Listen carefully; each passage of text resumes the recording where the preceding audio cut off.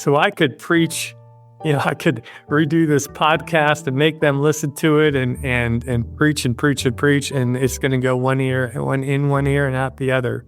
If I keep spending more money than I should, or giving them luxuries, or just not talking about what things cost, or how I was able to save money to be able to take this trip. If we don't talk about it and be a role model, then they're not gonna have listened to all the things we talk about. They're going to be watching how we live. And so I think that's very important to, not just with money, but all aspects of our lives. They're watching us, and I was watching my parents, of course, and I learned the good things, and I learned the things that, it took me many years to kind of address with my own parents. And know that whatever we do, our kids are going to come back to us in 20 years and say, "Dad, how could you have done that?" And part of growing up, but also I think being the role model is the key. Hey everybody, welcome back to Living the Next Chapter. This podcast today is going to make sense. And that's going to mean something as we go through our topic today. We're going to be talking a little bit about money. We're going to be talking about how to mellow your money. There's a whole philosophy around this, and Mick is here to unpack it for us. I'm excited to have him on the show. He is a fun guy to talk to, and we're going to learn a lot. Mick, welcome to Living the Next Chapter. Glad to have you here. Thank you. I really appreciate it, and I'm excited to be on the show. You've got a great idea going, and I really am glad to be part of it. Excellent. So the whole makes sense. That's going to come out in the conversation, right? Eventually, of course. There you go. I like that. Awesome. Mick, tell everybody where you are. Where do you live? I'm in San Diego, California. And so we've been complaining about the cool weather, which is 55 or 60 degrees. So I know we're not getting much sympathy from many people. But I was out on the beach watching my daughter playing beach volleyball yesterday. So there you go. Not all bad. What a terrible life you're leading, Mick. As a Canadian, with my fireplace just shut off just now beside me, had sweaters and cold evenings. I'm a little jealous, Mick, I got to tell you. But I'm excited to have you on the show, and it's great to connect with great authors. So let's start there, Mick. Tell us, how did you decide that becoming an author was a thing for you? Was there a spark? Was there an idea? Did somebody come and say, "Mick, write the book"? Tell us, how did this all start for you? So it was a combination of things, some of them personal and some of them industry related. And so the personal part was just, I, from a little kid, loved to write. And, back then I was writing more creatively, and I loved to read. But I was always, I read a lot of sports things, and sadly I'm from Ohio, and my Cincinnati Bengals are not where you'd want to be a fan of, but I've suffered through them. My dad is 93. He still likes to go to a game a year, but I love sports, but the journalists that I love to read always had a sense of humor. And even if it was a tough team or whatever, they always had a perspective that there's something to smile about. And so whenever I wrote things, whether it was creative or whether it was writing about something that was going on in the markets, I always wanted to have that little creative twist to it, that it wasn't just being a reporter. And so over time, I've written some blogs and was writing, about different things that were either happening in the market or that were occurring to me. But the other thing I was noticing is and this is a change that's happened over time, is the amount of day in and day out noise that we get in the investment news. And everybody worrying about the next jobs report, or what would happen if so-and-so, becomes elected president, and what happens, and there's a government shutdown. And of course the election might be over, but there'll be the next thing and the next thing. And there's this constant, 24-hour news cycle. And I realize this is not just about money, it's about everything. But regarding the investment side of things, I became convinced that the harm it was doing was huge to people when the way to make money over the long term was to be long-term oriented. So shut down the noise. But then in reflecting about that, I also was reflecting about the different experiences in my life that taught me lessons. How did I get to this philosophy? It wasn't one thing, it was a number of things, events that happened over time. And so I started writing, and I connected with this editor, and she had a great sense of humor. And so I thought, this is a way to blend my knowledge of investing and my goal to help people become long-term oriented with someone that could help me bring out the humor in the different stories. And she, as we talked initially, she, if I remember her saying more than once, Mick, we appreciate what you're saying, but the reader wants to bring out the details. If you had a fun client, they don't want to just know fun client. Why was she fun? What was interesting about her? Bring that out. And that caused me to do a lot of reflection and became almost therapeutic because I was looking back in my life and bringing out these details. And so this was during the pandemic that I started this, and it became a weekly date with Bev. And every week at Wednesday at 11 o'clock, we talk about what I might be writing about in the next week or so. We kind of slowly develop these stories to become connected in a way. And so that's a long-winded answer, but that's kind of how it all started. Nice. So you, as a person, were growing and changing and developing yourself in the process of writing your book at the same time. Absolutely. And I felt like that was important in my life as building, but also that was part of the point of the book, was that we're all growing from our experiences. And I really wanted to pass that along, not just in telling about my experiences, but hopefully showing people how each of us can look at our experiences and the people in our lives as teachers. And a lot of times you want to escape either the bad experiences or the uncomfortable people that we run around with, and you want to avoid that boss but even that uncomfortable boss can be a great teacher, I found. And so that's the other part of the writing that I wanted to pass along. I like it. So the book is Mellow Your Money.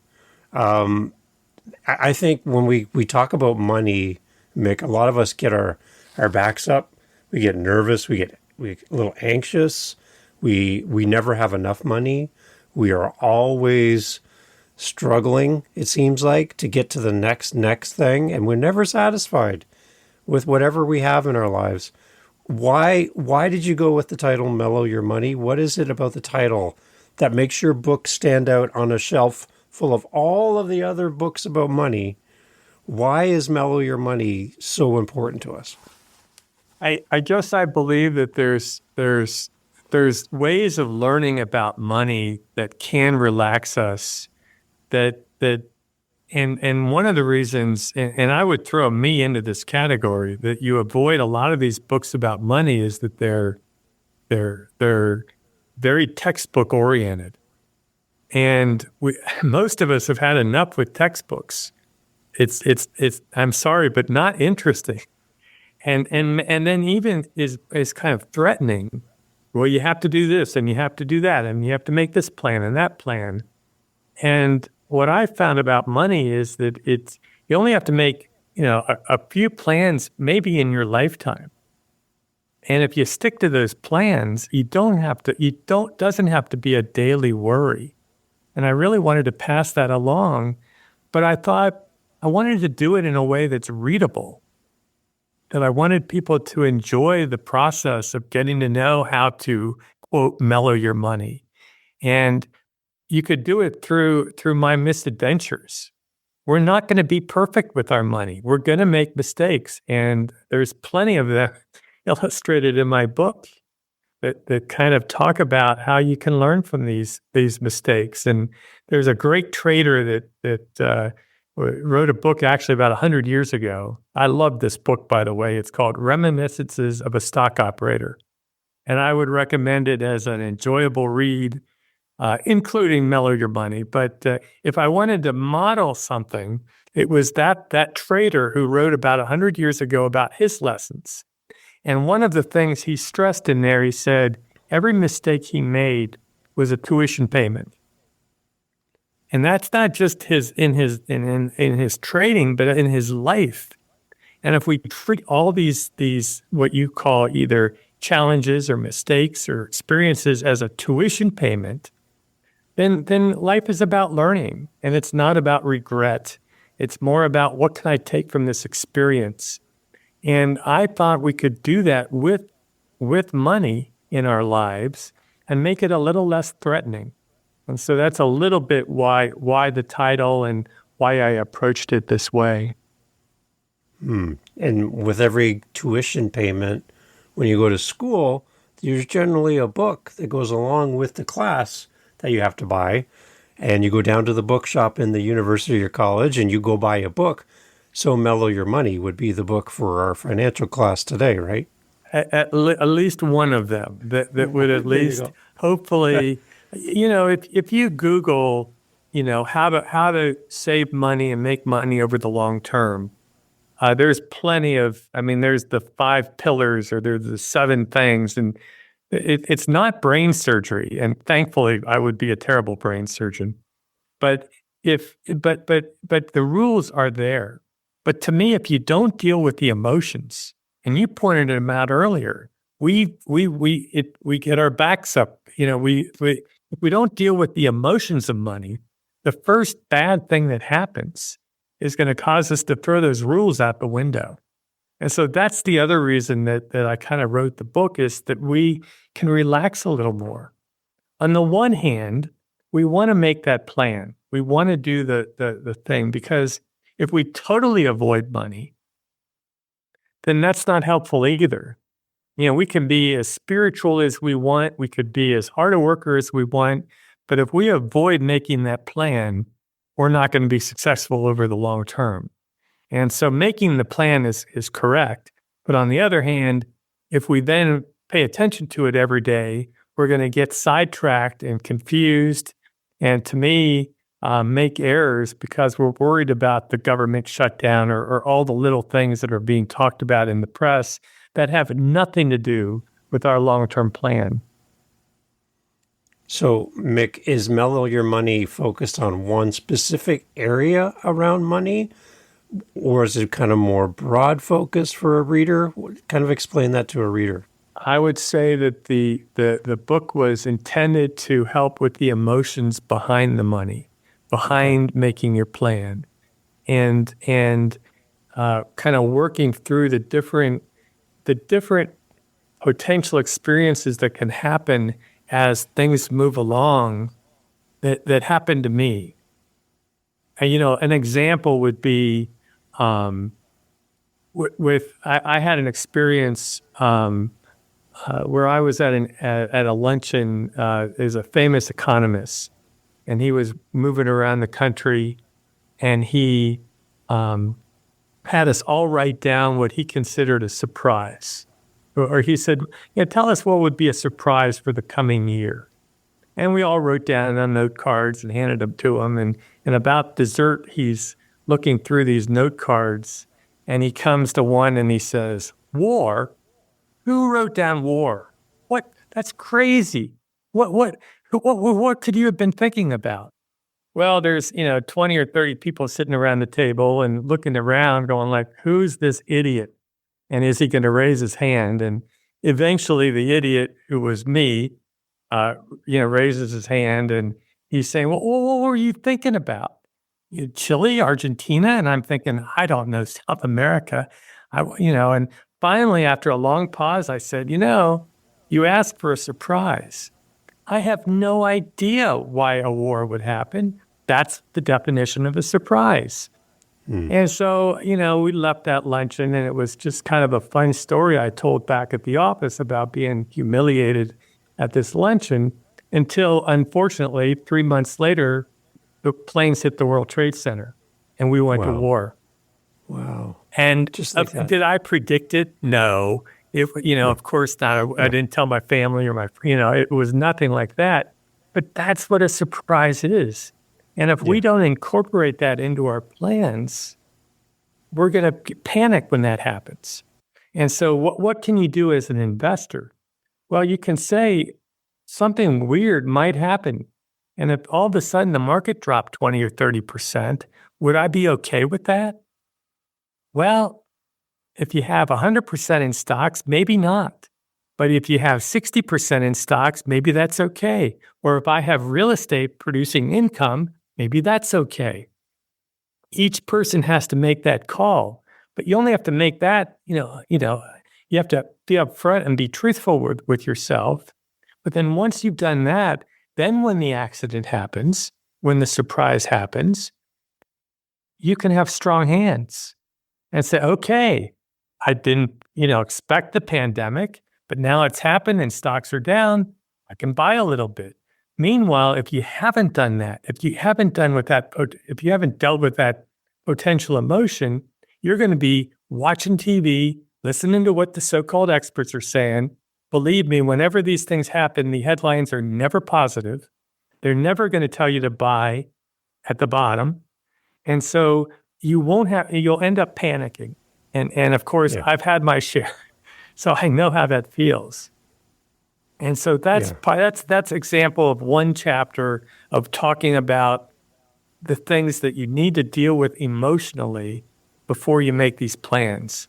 And I do it with these kind of stories so that it's kind of a more fun way of looking at what can happen out of the blue. And that each of these experiences then highlight, that will be cemented in my memory of the things come out of the blue.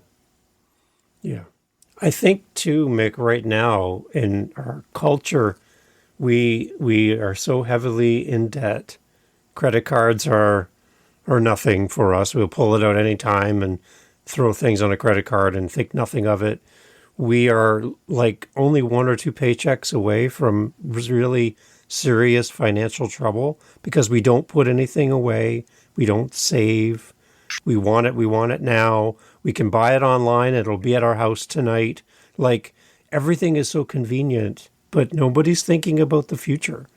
I know here in Canada, where I live, there was a recent article talking about that. If you, as a young person in your 20s, if you want to buy a house, it's going to take you almost 20 years to save the money for a down payment on a house. That's not the mortgage. That's just to get the down payment. And people are like giving up on the idea of home ownership, for example, because they don't see it as a reality for them because of the way they're living and the way prices are and everything. So they're afraid of money. They're afraid of investing. They're afraid of putting their money out there. And they have some pretty bad money habits. Is there some money habits that you would tell a young person today, starting out at university, college, that stage of life, some things you should possibly not do when it comes to money? Well, and you've highlighted a couple of the things, but I think one of the things that you point to is, first of all, the danger of borrowing on credit cards. Yeah. There's all the story of compounding. There's what they call it, the rule of 72. If you're earning, 9%, you say 9 times 8 is 72, and so that means it takes 8 years to double your money. And so if you even just put a few $100s away each month, and then you do what does that add up to over time? It can add up to a spectacular amount of money, and there's plenty of calculations you can kind of see that if you have the habit of putting a little bit away, it can add up to a lot. But let's take it in reverse. If you're borrowing at 20% which is, and I think the credit cards are probably higher than that. Oh, yeah. Yeah. Think the rule of 72. You're going to double your debt in just 3.5 or 4 years. You'll never pay it back, or it's going to be very hard.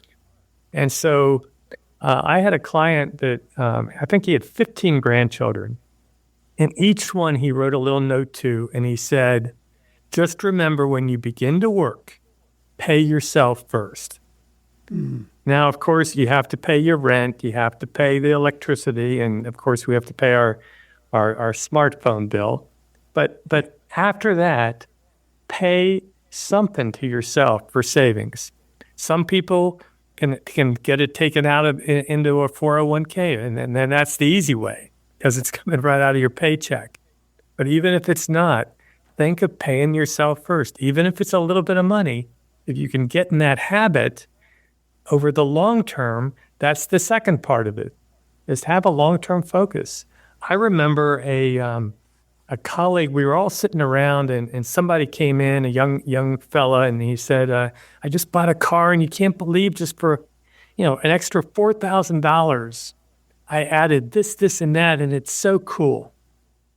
And my other colleague looked at him and said, that wasn't $4,000. What do you mean? It was $4,000. No.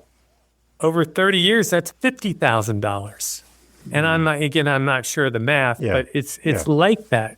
So think of when you're scrambling around buying that extra thing, if you could just put some of that money away, it adds up to a lot of money. I have a teacher who has now several $1 million. She's from Ohio. I mean, teachers are underpaid, as we all know, and there's no reason. But in addition to her teacher's pension, she has several $1 million. It's because as a little kid, she started rolling quarters with her mom.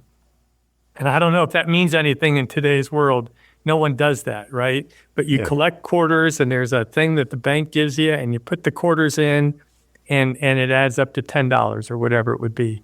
She got in that habit as a little girl. And now most of us don't have that advantage, including me. But at some point, you got to get in the habit of saving a little bit and having that. I'm not talking about, taking away totally your quality of life, but having that even a little bit of money over time can get you in that habit. So you can eventually, not all of us will be able to buy that house, but at least we'll be able to live a good life over the long term. Yeah. I don't know the answer about the housing. That's the hard part, is that at this point, maybe that's out of reach for a lot of us or a lot of people. But I don't think people should bankrupt themselves trying to buy the house either. I think sometimes at some point you say, what's best for me and my finances, and you do the best you can. Yeah. I was really shocked by the lack of information and knowledge shared to my kids throughout high school around finances. They'll get like little bits here and there from their teachers, but to have like really, truly strong conversations around what money is like so that kids understand. I know that kids go off to college and they'll have desks set up in the rooms, and there'll be like the common areas, and they'll be giving credit cards away to these students. And they're like, wow, this is great. I'm going to get like a bunch of credit cards. Now I can go and I can order food and have it shipped to my dorm room. Like all of those things are things that are going to come back to haunt you in the future if you don't take care of it and understand. My kids didn't understand interest. They didn't understand equity. They didn't understand about any of that stuff. And we had to like teach all of that to them because they weren't getting it through the education system. And frankly, I didn't get it either. I don't think I knew what a stock was when I got this internship at this investment firm. And it was really and then a whole theory of how to invest, which I know that's down the road. But the first client I had a number of stocks that had such big gains you couldn't sell them because of the taxes. And so we didn't do anything. And guess who outperformed over the years? It was the older woman who we didn't do anything. We called it benign neglect. Well, we weren't neglecting her, but we were just letting these long-term investments grow over time. But that was something that you don't, unless you experience it, it's hard to know these things. And then back to what your example was, one of my boys, it was the spring semester of his senior year in high school, and the teacher said, "I have an extra credit project. I want you to pretend you have a job coming out of college that's going to pay you X amount. You pick the city you want to live in, pick the rent you're going to pay, figure out the utilities, and then I want you to tell me how long it's going to take to get to $1 million by saving your money." And they had to look up what stock returns would be over time, and that rule of 72, and how long it would take for money to double. And he came to me and he said, "I don't know. I want to go out with my friends." I said, "No, dude, it's required. You've got to do that extra credit project." And I asked the teacher, I said, "Why is that extra credit? That should be required." Yeah. By everybody, by every class. You shouldn't have to be in a math class for that. He shook his head. He said, "It's not part of the state curriculum." I just don't know. Maybe that's another book or another passion, but it's a shame that people aren't educated, and so it's all random. You can Google this, you can talk to this advisor or that advisor, and unfortunately, not to talk down about anybody, but everybody's in there to make money, and so you got to realize, what are you paying for this mutual fund and this kind of thing. And it is definitely a scattered way of getting our knowledge on something that's so important. Mick, why is money so embarrassing? Like, why do we not want to talk about it? Why is it that thing we just try to avoid in conversation? I just think of like people who get laid off, COVID, all of these things happen to us. We have no control over these things. And if we're living paycheck to paycheck every week, like we don't have a game plan. And I wish we could talk about money more freely and more openly than we do. I agree. And what comes to mind in my mind, and again, it's something I write a little bit about, is competition. There are two things: competition, and then recognizing relative victories. And we grow up as we're either winners or losers, and it becomes a competitive thing. And if we're in a neighborhood where everybody has a job, and then we lose ours, competitively, we feel bad. We don't want to talk about it. We have less money than someone else. We don't want to talk about it. Or on the other hand, if we do have more money than someone else, we're talking about it. If we bought, I didn't, by the way, if someone bought Bitcoin a handful of years ago, they're talking about it. And then they might even be writing, they might be TikTok telling people how to make money like I did, but like they did on cryptocurrency or something like that. It is a competitive world out there. And so often, many of us feel like we're not living up to some competitive thing. Well, that's not just a social thing. That's a personal thing. I had to deal with that myself with my own dad. We used to, when we played tennis together, it was like a cage fight. And I realized over a long time, and through some old personal issues, I need to deal with that. And it took a lot of conversations. But as my dad and I talked about those things and about growing up and the competitive nature of things, it eased me. It relaxed me. And I don't think competition is bad. It can bring out the best in you, but it should have its place in life, and not with money. If you're trying to compete with the stock market, you will lose over time.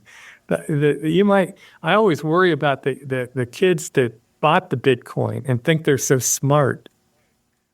They're not learning humility, and you need to learn humility. I didn't have that disadvantage. My first few stocks were horrible. I learned humility right off the bat, and that helped me. That tuition payment stuck with me all my life, and so that's important. And then the other point I'd make is relative victories. We're taught to win the gold, whereas oftentimes it's doing the best you can in the moment that's the victory. We don't all have to be gold medal winners with money. Putting that $100 away, if that's the best we can do, and that's going to build up over time, that should be something that we celebrate for ourselves and feel good about. And someone else is putting $1,000 a month away, and someone else is putting $10,000 a month away. It doesn't matter. It's what is best for us. But that's an emotional thing that we all have to deal with. It's part of what, again, I was trying to communicate in my writings, was that if we don't deal with these emotions behind money, we don't talk about it, we are embarrassed, and that's whether you have a lot or a little bit. The person making $200,000 a year might be just as embarrassed because he's with people making $400,000 a year. Right. But this isn't just, we're not just talking to people that are just getting started. This is all levels for all people, in my opinion. Is there a difference, Mick, between investing in yourself and an emergency fund? Are those two different things, or are they the same thing? I actually think they're two different things. Okay. That Can you explain that? would always say the first money you put away, don't think about the compounding thing. Think about your emergency fund. And that should be a separate account, and you should figure out, and I don't know the total answer. That's for everybody to decide, whether that's 6 months of income or 1 year of income or whatever. But I would focus on that first, because things happen out of the blue. The car needs fixing, the roof leaks, and we've all had all those experiences probably. And so even in California, we have leaking roofs. So that's important. And you never, in my opinion, you never want to have to sell stocks to fix your roof. Invariably, the market will be down at that time, and it's not going to feel good. Once you have the emergency fund taken care of, then slowly over time build that whether it's an equity portfolio, or some people slowly can get into real estate.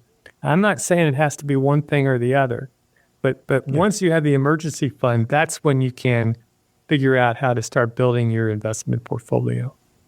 Yeah. And that's that whole nest egg thing we talk about, and having that thing just grows in the background. Yeah. What's another good money discipline, Mick, that we should be putting into practice in our everyday life? Is it, besides the credit cards and all of that, what is what is good debt? Is there some good debt that we should have? I think that other than your home, we're in a way building, if you can afford that down payment, and if that mortgage payment fits with your salary, and you're not, overwhelming that day in and day out thing, and if you can still put money away, because just putting money in your house, I don't think necessarily helps the long term, because you have to live somewhere, and that doesn't matter whether you're 35 or 95. And so, to me, make sure that the home that you're buying and you're borrowing against is, fits with your lifestyle and the money that you can make. After that, I'm for no debt. I mean, obviously, I guess the car would be the other thing that you might have to borrow for. But again, that should fit with being able to put some money away. But no, not to buy the boat, or to buy the skis or whatever other luxuries we have. That money should be put away, and then and you can have buckets. You can have, this is my investment, or, once I've got the emergency fund, I'm going to put a little bit away in my investment account. I'll put a little bit away in my vacation account, a little bit away in a luxury account. I was just talking to someone, and they love the idea of using buckets. And that's another way of doing things that organize your life. And again, organization at the front end means we're not thinking about it every day. That would be the other thing that I would suggest is once we make that plan, whether it's the buckets or whatever, system works best for each person. Once we make that plan, the last thing I would encourage you is not focus on the day in and day out noise that's in the news and the social media and everything else. What should I do if there's a government shutdown? What should I do if ignore those things? You've already done what you need to do. You've made the plan. Now just stick to the plan. Yeah. For people maybe in their 50s, maybe mid-50s like me, and they haven't really been diligent with their savings towards retirement and building that up over time, is it too late, Mick? Like, what can we do to kind of turn this around so we have a retirement in our future? I don't think it's ever too late, but what I would hesitate to tell people is there are certainly programs, and I've seen them on the internet, where they say, well, if you need X amount of dollars, this is what you should do as far as your asset allocation. You need 12% growth on your money to get to, because you started late. And so you should be all in stocks because that's what you need to do. And guess what happens? The next year, the market goes down 20%, and you go, well, that didn't work, and you're embarrassed to talk about it. And so I don't care where you are, deal with the potential risk that's out there. And if that means in your retirement you have a little less money, then you do what you can. And I think that what I found over time is even if you start late, but typically you've built up money at least in America with the Social Security plans and such, and there's enough money that typically would come in to supplement what you can build up even if you're in your 50s. But don't be sucked in if you're at that point to take more risk than you should just because you feel behind the eight ball. Yeah. Okay. That makes sense. What about us as parents with our kids? What can we do to model better money, health, and wealth? How can we be a better role model to our own family, our kids? Well, you've stated the first thing is, at least what I found with my kids, is they're great observers and they're not real good listeners. So I could preach, I could redo this podcast and make them listen to it and preach and preach and preach, and it's going to go one ear and out the other.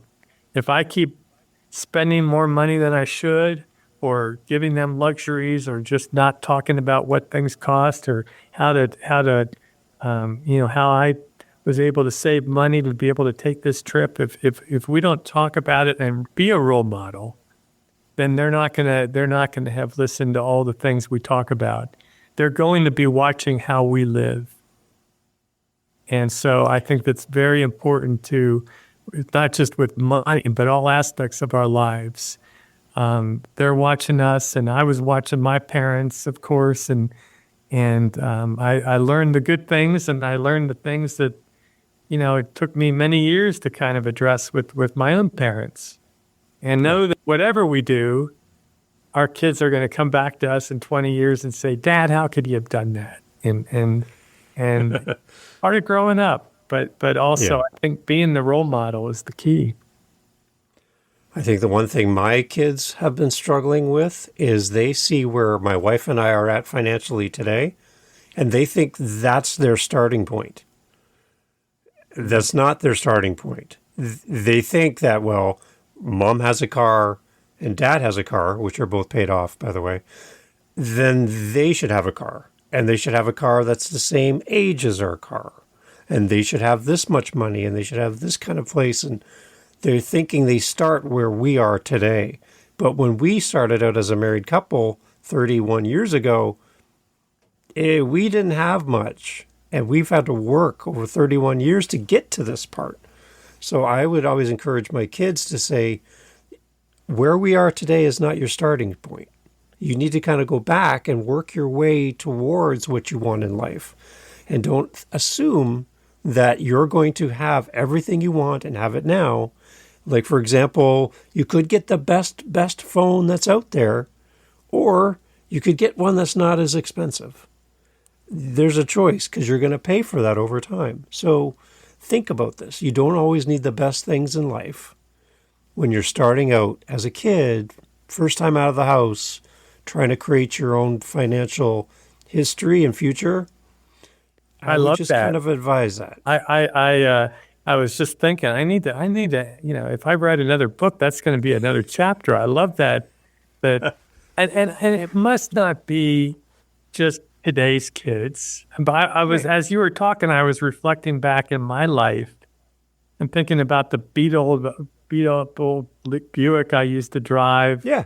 I never thought I would be driving, my mom's expensive Ford. I was happy with my beat up Buick. In fact, the kids, I liked it better than, because I thought that fit where I was in life. But I don't know if we've lost that and maybe that's just what old people say. I don't know. Yeah. So my first car was $500 that I paid for it. I probably put way too much money into it because it was my first car. But my youngest son, he wants a new vehicle, but he wants us to buy him a brand new car. And I'm like, that's not how this works. That's not how this works, right? So we're trying to help him understand. I had about the same. I think my first car was about the same price, and I can remember a friend of mine. It had some dents in there, and a friend of mine backed out wrong and left a red stripe along the one side. And my mom looked at it and said, "You better make him put one on the other side, so you got matching red stripes." So yeah, I think that's another thing, I guess, from a parent's perspective. I don't want to see my kids struggle with money, right? We talked that for us, knowing that it's going to take a long time for our kids to save up the money for a down payment, that we've been leveraging the equity in our home to buy multiple properties that eventually will become our kids' properties. Whatever they do with that is up to them.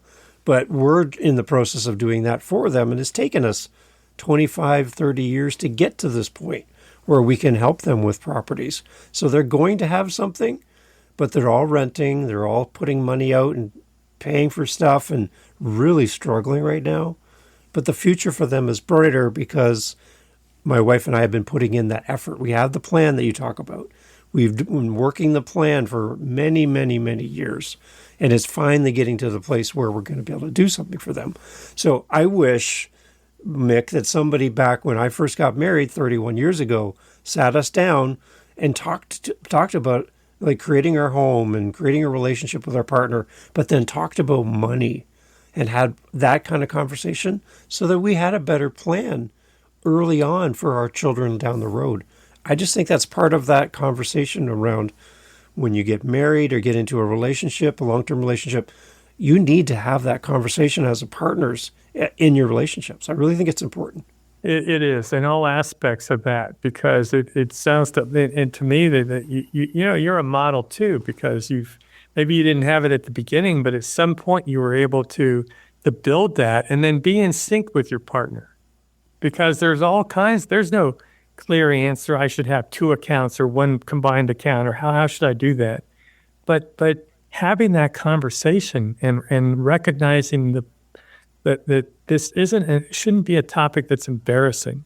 It should be a topic that's part of life, and agreeing that we're not going to worry about what someone down the street is doing. If you worried about that, maybe you would have overspent on that first house and you wouldn't have gone as well. And so it's really, really important to both have that conversation, not just with your kids, but with your spouse or with yourself, and in some circumstances. Figure out what it is that you can do over the long term and realize that it doesn't matter what your neighbors are doing. Mm-hmm. Yeah. And educate yourself.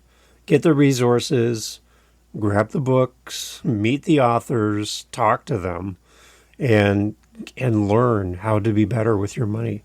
So that's, again, why I love having you on, Mick, because we can promote the book, and that's why we're here. We want to help more people connect with their money in a better way. So, Mick, as we wrap up here, because I know you got like beach volleyball and all that great stuff you got to do in life, and I'm super jealous. Can you just then, for the listener that's really struggling with money, looking for a great resource, just again, let's tie it all up again, Mick. Why is this book a great resource for someone who's looking at their money and wanting to do better with their money? How is this book going to help them? I hope what it does is get people to look at themselves and look at their experiences as places to grow.